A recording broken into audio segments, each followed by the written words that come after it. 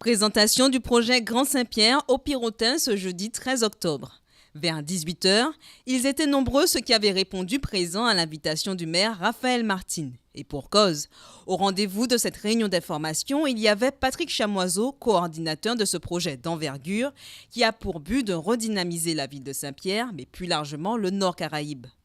Au cœur du projet se trouvent les Pirotins eux-mêmes, puisqu'au travers d'ateliers d'imaginaire qui seront mis en place, ils raconteront leur Saint-Pierre et ces histoires serviront de matière à la construction du Grand Saint-Pierre. Une idée bien reçue par les participants qui, même s'ils appréhendent ce grand changement, j'ai trouvé que M. Chamoiseau nous a présenté de grandes choses, pas mal de choses. J'espère qu'au moins une partie sera réalisée d'ici 2020. Se prête au jeu des questions et des témoignages avec Patrick Chamoiseau. Monsieur Franck, à Arnaud de Pérou, j'ai apporté une documentation de ce sens.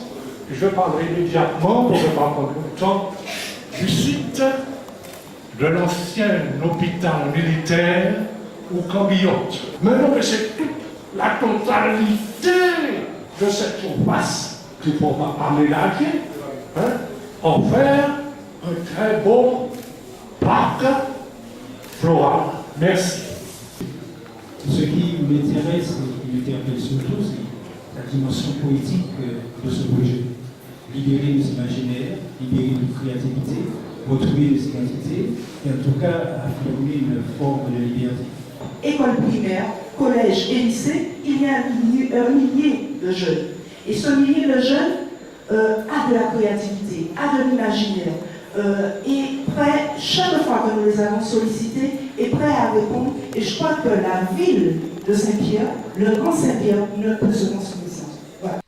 Une présentation réussie pour le coordinateur du projet, dont l'objectif était d'expliquer aux Pirotins l'importance de leur implication dans ce projet. Les gens adhèrent parce que les gens aiment beaucoup leur ville, tout comme les Martiniquais aiment beaucoup Saint-Pierre. Et ce qui est proposé là, ce n'est pas quelque chose qu'on leur impose. Ils adhèrent simplement parce qu'on leur demande de réfléchir eux-mêmes à ce que va devenir leur ville.